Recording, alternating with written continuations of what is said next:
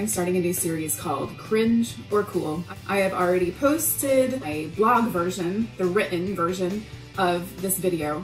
Basically, what Cringe and Cool is all about is looking at things from a teenager's point of view. Our family is planning a big vacation coming up over the holidays. We are going on a cruise on Symphony of the Seas for Christmas, and then we decided to stop through Disney World on the way home. It turns out we're going to spend New Year's Eve at Epcot. I want to know, is this cringe or is this pretty cool from a teenager's point of view? It is our goal to make this family vacation a really great time for everybody and really special, because this might be the very last time our 17-year-old actually vacations with us as a family. We want to take advantage of the time we have with him. When you travel with kids, you're always considering how to make sure that they're having a good time. I think with teenagers, it's even more complicated, because if yours are anything like mine, you get a roll eye, like, oh goodness, mom, or you hardly get a response, or one-word responses. When they're little, it's like anything can be fun. In fact, you just spent $159 on a park ticket, only for them to enjoy watching the butterfly at the garden even more than the ride you just spent 45 minutes waiting for. Kids grow up so fast.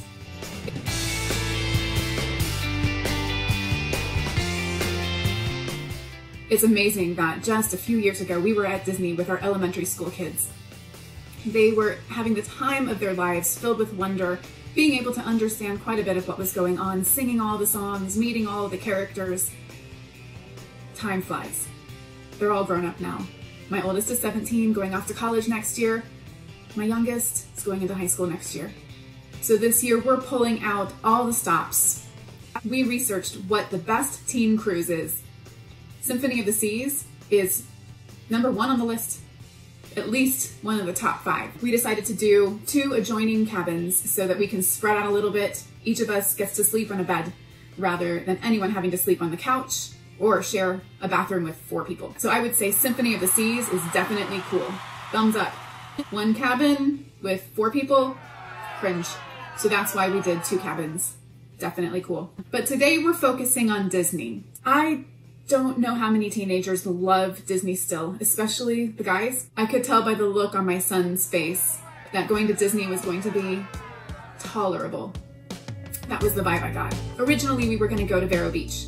Vero Beach is a place we would go every time we were in Florida. See, we used to be DVC members. We used to go at least once a year. One time we went 4 times in 1 year.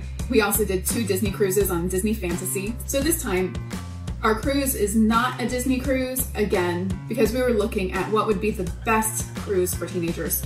Honestly, Disney is great for all ages, but there are a lot of little kids on that cruise. We compared a lot of different ships, and we decided that Royal Caribbean Symphony of the Seas was definitely the way to go for us this time. So we decided we wanted to head back via Vero Beach. Unfortunately, it's full, no rooms available. So we started looking into Orlando resorts. What can we do over there? We still have so many memories there and so many things to reminisce and have some nostalgia for. The places we used to love to stay at the Disney resorts, we started out with Boardwalk. We did Animal Kingdom, Saratoga Springs, Beach Club. I think Beach Club was probably our favorite. It's funny because we used to stay in these villas that had 2-3 bedrooms. I had no idea what a great program the DVC was until now, when we're trying to book just 1 room with 2 beds, 2 queen beds at the same resorts that we stayed at before. $700 minimum for just a regular hotel room with 2 beds. It's thousands for the kind of rooms we stayed in before with the DVC club. So this time we're staying at a moderate resort called Port Orleans Riverside. Now, I know nothing about Port Orleans. I'd never even heard of it, really. My first impression when looking at the rooms is it's gonna be tight, but we're just there to sleep. Also, the princess theme with Princess and the Frog, I thought, okay, this could be a little cringe for teenagers, especially the boys.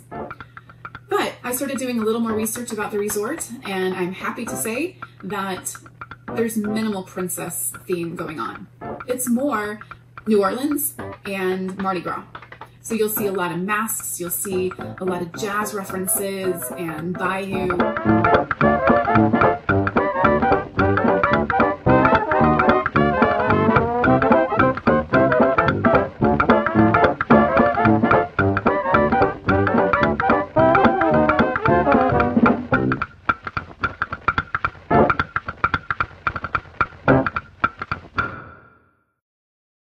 also talked about going to a park, and Epcot was the one park that we all settled on as being a favorite place to go. I went to buy tickets for Epcot. It was $159 for one park, one day. Prices have definitely gone up since the last time we were there. So we scheduled 2 nights at Port Orleans, and we decided to go to Epcot on the second day we were there. And I started thinking that on our way back, it's going to be New Year's Eve. We're gonna be at some hotel in Tennessee in the middle of nowhere, watching the ball drop or sound asleep as we usher in the new decade, 2020. And I thought, we're not in a hurry to get back. We could be partying and celebrating New Year's at Disney. I wonder what festivities they have going on. I wonder if it's fun. Maybe downtown Disney, it's now called Disney Springs, would be fun. So I looked into it, and I bet it is fun, but there aren't any fireworks right there. They show on a screen the fireworks live going on. Probably Magic Kingdom fireworks, could be Epcot, but there are no fireworks at the actual downtown Disney Springs area. So I started looking into where are the fireworks going on. Hollywood Studios has them. I think Coronado Springs has them. Maybe the Riviera Resort has them. Magic Kingdom, of course, and it turns out that Magic Kingdom also has the exact same festivities going on the night before on the 30th, and of course, Epcot. Epcot was the place we decided we wanted to use our park tickets for. And I just started to wonder, what would it be like if we didn't go the 30th, instead we went the 31st? Would that be just crazy? Yes, I think it will be absolutely crazy, but once in a lifetime experience for us to be with 100,000 people partying, ushering in the new decade. That definitely is a better idea than being in a hotel room in the middle of nowhere watching a ball drop from New York. I watched a video on YouTube from the Cheap Seats, I believe it was called. And the guy and his wife, they walked around and they took this video. He showed all the different music going on, and I thought it sounded great. The DJs looked totally legitimate, very good quality sound. He said he had been to New York City and Times Square to watch the ball drop live, and he said that Epcot blew it out of the water. And that made me feel so much better about going through this, because it is going to be very, very crowded. Now, one of the things that I had considered in order to spend the 3rd night there was, what about an Airbnb? We have really become fond of Airbnbs. We've had a lot of success with them, and there were several available in Orlando, even within 5 miles, 7 minutes from Disney. I secured one because I thought this is such a great deal. But when I started reading about the traffic getting out of the parks, and I started to understand how things worked and the closures, they're called phase closures of each of the parks. If they reach capacity, they start turning people away. If you're a resort guest, you're not turned away. If you are not a resort guest and only have a 1-day ticket, you're turned away. That is if the park starts to reach capacity. But because we are staying on property and because we have dining reservations, we are totally secure in getting into the park, and even leaving and coming back. We are guaranteed entrance. But the biggest issue is getting out of the park after, and being on property means we get to take the shuttle. While it's gonna be a huge long line for even the shuttle, and I'm sure it's gonna be probably an hour and a half before we get back. No matter what, the lines are gonna be super long. If we had stayed at the Airbnb, we would have had to drive our own car. I saw reports of people still in the parking lot, 3:34 in the morning, ended up sleeping in the parking lot. That's definitely cringe. I'm not doing that to myself or my family. So staying on property is a must, because you get the shuttle, you're guaranteed entrance. Other perks of staying on property is that when you try to book a fast pass, if you aren't on property, you get 30 days. If you are on property, you get 60 days in advance to secure your fast passes. On a holiday week, you definitely need your fast passes. Another thing we're planning to do while we're at Disney is to go over to Animal Kingdom Lodge. We made reservation at Boma's, which is a buffet restaurant. We have done this many different years. It is a great buffet. We love the food there, and we love Animal Kingdom Lodge. We stayed there with our DVC a few different times. We get to go in the lobby. They have drums that people come and let the kids have. Not necessarily gonna do that this time. Got teenagers. But it certainly brings back memories. The other thing that we can do at Animal Kingdom Lodge is we can see the animals. We can go out through the bottom, go through the lobby, out the back, and they have animals right there. And now, they didn't used to have this, they have night vision goggles, so you can see the animals at night. The next morning, we're gonna wake up and we're going to take a boat ride from Riverside over to Disney Springs. Disney Springs has 2 Starbucks, definitely cool. I'm not sure the boat ride is going to be any big deal, but it's certainly more of a novelty than getting on a shuttle. There's a lot of shopping at Disney Springs. It's like an outdoor mall. That's definitely cool for my 13-year-old. Probably not so cool for my 17-year-old unless they have some cool stores that he likes. I didn't really look at the list much. And then we're gonna grab a quick bite to eat. It's holiday time, so there might be some holiday festivities going on, hopefully some kind of music, and it's probably all lit up. In the afternoon, we'll head back to the hotel and get ready to go to Boardwalk.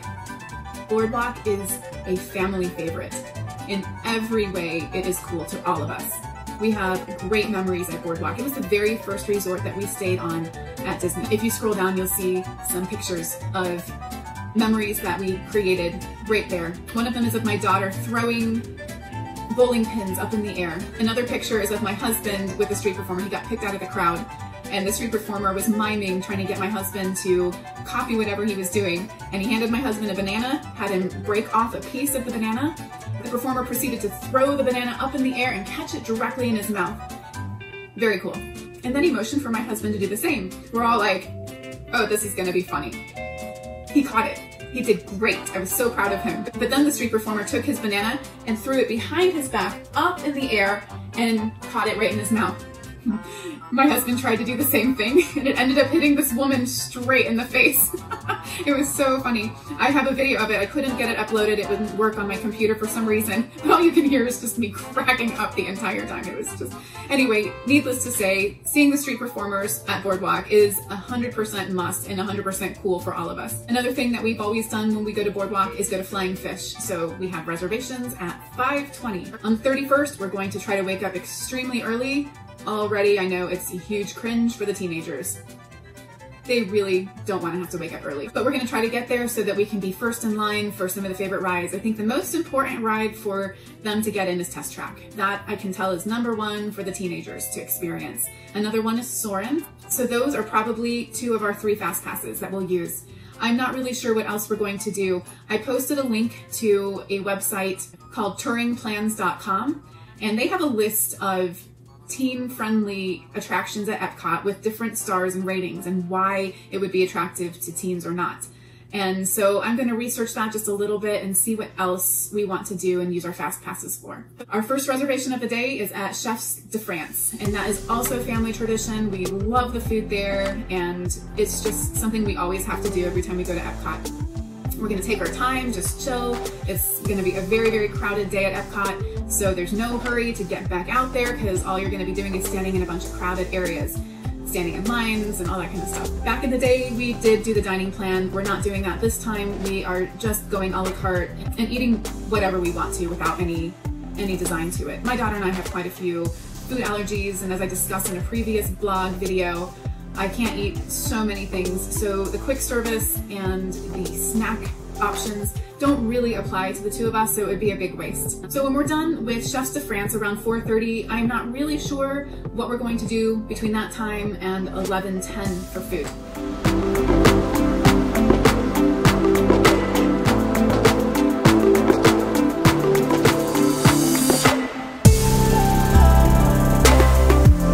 11:10 is when we have reservations at Tokyo Dining, and I'm quite excited about this because it was a request from both of the kids that they have sushi while we're at Epcot. Little did they know, we're having sushi to celebrate the new year at midnight. 11:10 is our reservation. Likely we'll sit down later than that. I hear things run late on New Year's Eve for dining. But what's very cool about Tokyo Dining is that it's a fantastic view of the lagoon and the fireworks. And there's a window that covers the entire wall facing out toward the fireworks, and a lot of people sit right at the window and they can see. There's also a balcony outside, and it's down below, so it's not blocking the people sitting there. They also have the sound now. I don't know if they always did, but now they do. They have the sound inside the restaurant, so you can hear the narration, you can hear the music, so it's like you're right there. And they said we can always get up from our chair, because we can get up from our chair, we can go to the window, or we can go outside to the balcony if there's room anywhere. We can go watch the fireworks and then come back in and finish our meal. That's beautiful to me. So while people are waiting for the fireworks to start, we get to go find our seat in this restaurant and just relax a little bit. Now all that partying is going on, but we will have been doing all that since 7 o'clock. That's when the DJs come, and every world in the showcase has live music and party music and dance parties, and everything's all lit up, literally lit up like smoking fire from China. But in this video that I was talking about from the cheap seats, They went all around the world, and I think my favorite out of that video was Great Britain. The music there was truly fun. And when my daughter heard Queen, she perked up. That was when she started getting into the whole idea. Up until then, they're just like, Mom, you see strollers? How can you really go dance and party when people have their strollers? And I'm like, most of those people are probably leaving around 6:30, so don't worry about that. But we'll see. We're gonna circle back to this very question in January. Once I'm back from vacation, I'm gonna give you a real report of what my teenagers actually thought of New Year's at Epcot. So come back then, and I will tell you the real lowdown. In the meantime, have a happy holiday, have a happy fall, and thanks for watching.